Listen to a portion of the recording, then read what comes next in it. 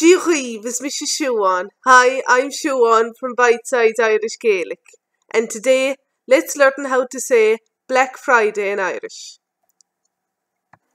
Hína Wohr na Shupa-dohr-ukhta. Hína Wohr na Shupa-dohr-ukhta. Black Friday. Hína Wohr na Shupa-dohr-ukhta.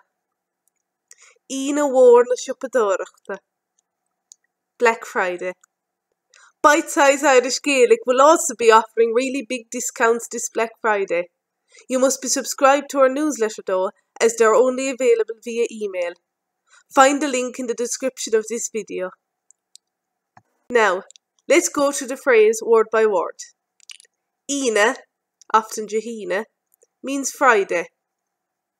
Wohr is a form of mohr, which means big. And Shupa-dohr-ukhta comes from Shupa-dohr-ukhta, which means shopping. Don't forget to avail of the huge discounts at Bite Size Irish Gaelic this Black Friday. To find the discounts, go and subscribe to our newsletter on our blog.